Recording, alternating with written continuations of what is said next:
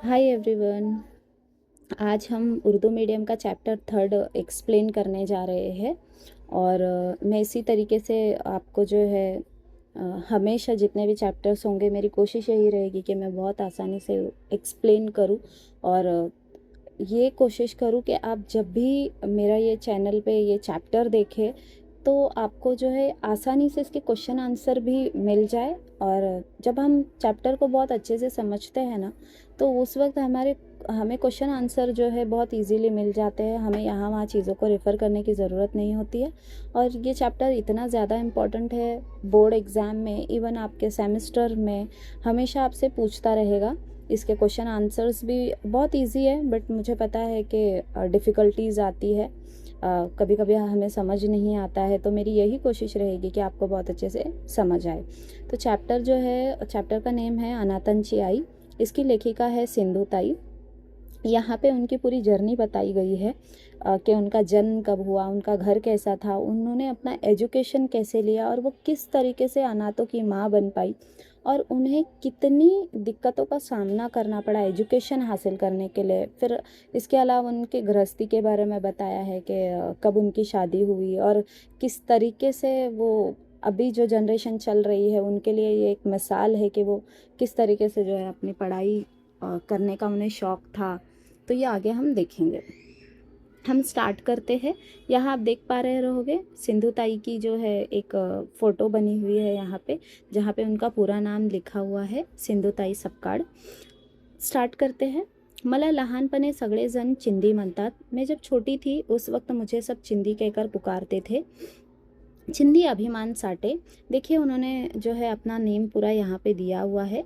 जब एग्ज़ाम में 1 मार्क्स के लिए पूछता है कि उनका नाम क्या था, तो उस वक्त आप लिख सकते हो कि जब वो छोटी थी उस वक्त जेव्हा ते लहान होत्या त्यांना जे हे सर्वजण चिंदी म्हणतात। आणि पूर्ण नाव जर विचारलंय तुम्हाला तर तुम्ही सांगू शकतात की चिंदी अभिमान साठे। माझा जन्म 14 नोव्हेंबर 1948 रोजी नवरगांव फॉरेस्ट येथे झाला। अब वो बता रही है कि मेरा जन्म जो है 14 नवंबर को हुआ, 1948 का दिन था, सन 1948 था। और जहाँ वो पैदा हुई वो जगह का नाम था नवरगांव फॉरेस्ट। ये भी आपको याद रखना है। माझ्या वडिलांना अण्णाजी म्हणायचे। मेरे जो फादर थे उन्हें सब अण्णाजी कहते थे। आमचा घर छोटा-सा पण छान होता। अंगनात गुरगाई म्हशी होत्या। अब वो देखिए वो अपने घर के बारे में यहाँ बता रही है कि मेरा घर कैसा था। मेरा घर छोटा-सा था, है ना, और आंगन में जो है गुरगाई म्हशी होत्या। ये है ना 1 मार्क्स के लिए पूछा जाता है कि जो सिंधु ताई है उनका घर कैसा था और उनके घर के आंगन में क्या चीज़ें थी। ठीक है, तो ये आपको वहाँ पे 1 मार्क्स के लिए लिखना है कि आमचा घर छोटासा पण छान होता, अंगणात गुरगाई म्हशी होत्या। ये आपको लिखना है, आपको 1 मार्क्स इजीली वहाँ पे मिल जाएगा। मी रोज़ म्हशी घेऊन शाळेसमोर जात असे। मैं डेली, रोज़ का मतलब क्या होता है, डेली है। अब वो क्या कह रही है कि मैं डेली जो है भैंसों को लेकर स्कूल के सामने जाया करती थी। त्या शाळेचं नाव होता, वो स्कूल का नाम था बुनियादी ग्राम शाला पिंपरी। अब देखिए यहाँ सिंधु ताई जी का स्कूल का नेम भी आया है हमारे पास। तो वो स्कूल का नेम उन्होंने क्या बताया है, त्या शाळेचं नाव काय होता, बुनियादी ग्राम पिंपरी। ठीक है, ये उनके स्कूल का नेम था। अब एड्रेस देखिए पूरा बताया है कि वो पिंपरी में कहाँ थी, अरवी रोड, ज़िला वर्धा। ठीक है, अरवी रोड में ज़िला वर्धा, वहाँ पे उनकी शाला थी। अब शाला का डिस्क्रिप्शन पूछता है। देखिए ये 2 मार्क्स के लिए क्वेश्चन आता है। यहाँ से जो है आपको ध्यान में रखना है कि क्वेश्चंस कैसे बनेंगे और आप आंसर्स कैसे कर सकते हैं। शाळा म्हणजे एक भला मोठा हॉल होता। अब देखिए उन्होंने स्कूल के बारे में डिस्क्रिप्शन किस तरीके से अपने स्कूल को डिस्क्राइब किया है कि स्कूल का मतलब क्या था कि एक बहुत बड़ा सा हॉल था। अब हॉल देखिए वहाँ भी उन्होंने डिस्क्राइब किया है। धान्य ठेवायला गोडाऊन बांधतात तसं, ऐसा स्कूल था उनका, बड़ा सा हॉल। और हॉल कैसा था, जैसे कि हम अनाज को स्टोर करते हैं ना, धान्य ठेवायला जैसे एक गोडाउन होता है, उस तरीके से उनका एक स्कूल था। तसे वर कॉल असलेले, उसके ऊपर जो है कॉल थे। कॉल जैसे कि आप देखते रहोगे छत वगैरह हमारे यहाँ पे जैसे लगाए जाते हैं, वैसे वहाँ पे कॉल लगाए गए थे। समोर एक छान भला मोठा चाफ्याचा झाड होता, और सामने क्या था, एक बहुत खूबसूरत सा चाफ्याचा एक झाड़ था। त्या त्याची टपोरी पांढरी शुभ फुले शाळेच्या अंगणात पडलेली असायची। वो जो पेड़ था जिसके बारे में बात कर रहे हैं, पेड़ का नाम चाफा दिया है यहाँ पे, और उसकी जो है सफ़ेद कलर की जो फूल थे वो हमेशा जो है आंगन में गिरी हुई होती थी। म्हशी घेऊन जाताना शाळेपाशी आले की मी म्हशी घेऊन शाळेपुढे थांबत असे। अब वो क्या कह रहे हैं कि जब भी मैं स्टार्टिंग में उन्होंने बताया कि मैं कैसे भैंसों को लेकर स्कूल के सामने जाया करती थी, और जब भी मैं स्कूल के सामने जाया करती थी वहाँ पे मैं देखती थी कि स्कूल के नाम पे उन्होंने बताया किस तरीके से एक बड़ा सा गोडाउन की तरह एक बड़ा हॉल था, और जब भी मैं भैंसों को लेकर जाती और मैं वहाँ पे रुक जाती थी। शाळेत जाणारी मुली चांगले कपडे घालून वेणी फणी वरून शाळेसमोर खेळत असायचे। अब देखिए वो स्कूल के बच्चों के बारे में बता रही है।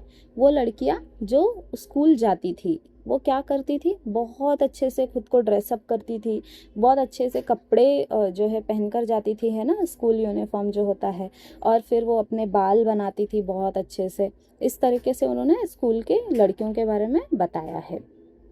काही जण झाडाखाली बसून अभ्यास करत असायच्या। कुछ बच्चे ऐसे होते थे जो वो जो चाफे का झाड़ उन्होंने बताया है उसके पास बैठकर होमवर्क किया करते थे। अभ्यास का मतलब क्या होता है, होमवर्क।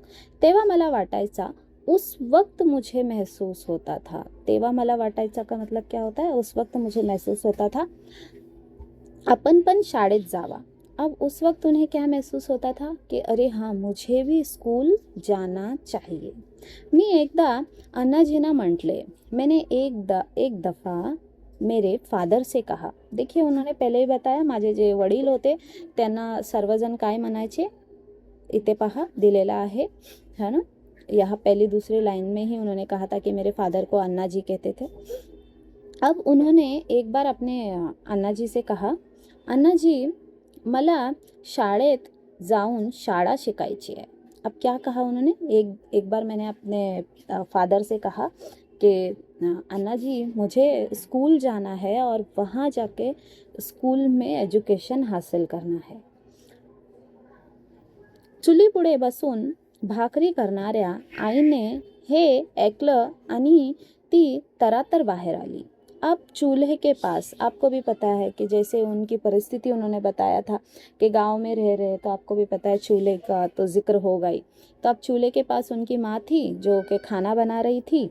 उन्होंने जैसे ही ये सुना कि सिंधु ताई कह रही है कि अन्ना जी मुझे स्कूल जाना है, तो वो खाना बना रही थी, भाकरी यानी रोटी बना रही थी। वो रोटी बनाते बनाते फटाफट, तरातर यानी फटाफट, वो फटाफट बाहर आई।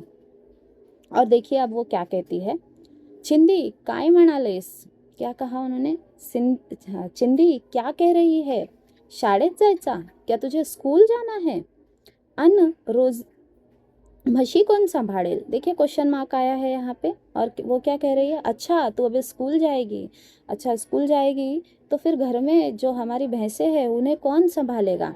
आपल्या साठे घराण्यात अजून कोणी शाळेत पायरीसुद्धा चढलं नाही। अब देखिए उनके घराने के जिक्र उन्होंने कहा कि वो जहाँ से आती है वो घराना साठे घराना था, और उन्होंने क्या कहा कि हमारे जो घराने में अभी तक स्कूल में किसी ने कदम भी नहीं रखा है। आणि शाळेत जायचा म्हणती शहाणी। अब क्या कहा, अच्छा अभी तक हमारे घराने में तो कोई स्कूल नहीं गया, वाह तू अभी स्कूल जाएगी ऐसी बोल रही है, बहुत शहानी बन रही है तू। यहाँ देखिए उद्गार चिन्ह आया है, अगर आप देख पा रहे होगे तो। अन्ना जी आयचा ऐकत होते। अन्ना जी जो है एकदम खामोश थे और उनकी माँ की जो सिंधुताई की माँ थी उनकी बातें सुन रहे थे, पण काहीच बोलत नव्हते। लेकिन वो कुछ भी नहीं बोल रहे थे। मी रडायला लागले। सिंधुताई उस वक्त रोने लगी। उन्होंने कहा मैं रोने लगी, पण माझा कोणीच ऐकत नव्हते। लेकिन उस वक्त मेरा कोई नहीं सुन रहा था। माझे वडील म्हणाले, मेरे फादर ने कहा गप्प बस, खामोश हो जाओ। गप्प बस यानी चुप हो जाओ, खामोश हो जाओ। त्यांनी कोई रडलेले आवड़त नसे। उन्हें पसंद नहीं था कि कोई भी इस तरीके से रोए। माझे वडील अभिमान साठे, में देखिए उन्होंने पहले भी अपने फादर का नाम बताया था। उनके फादर का नाम क्या बताया उन्होंने, अभिमान साठे। नावाप्रमाणेच अभिमान वाटत असे ते होते। अब क्या कहा, कि अभिमान साठे जैसा उनका नाम और उनके नाम की तरह ही वैसे ही थे वो, कि उनको जब भी देखती थी मैं या जब भी देखे कोई तो ऐसा लगता था की अभिमान हो रहा है बहुत, देखे प्राऊड फील हो रहा है, गर्व महसूस हो रहा है. दुसऱ्या दिवशी ते मला शाळेत घेऊन गेले. दूसरे दिन वो मुझे कहाँ लेकर गए, स्कूल में लेकर गए. त्यांनी माझं नाव शाळेत घातला. अब क्या हुआ, वो उन्हें स्कूल लेकर गए और उन्होंने उनका नाम जो है स्कूल में, यानी स्कूल में जो है उनका एडमिशन करवा दिया. तो आज के लिए बस इतना ही, क्योंकि मुझे भी देखना है कि आप कितना ज़्यादा फॉलो कर रहे हैं चीज़ों को. तो आगे के जो है अगर आप चाहते हो कि ये चैप्टर मैं पूरा एक्सप्लेन करूँ और आपको ऐसे ही मज़ेदार एकदम कहानियों की तरह सुनाऊँ, तो प्लीज़ मेरे चैनल को लाइक एंड सब्सक्राइब कीजिए. और उम्मीद है कि आपको बहुत अच्छे से चैप्टर समझ आ गया होगा. तो आगे जो है हम और भी मेरे को जो है बनाने के लिए मौका मिले. शुक्रिया, थैंक यू.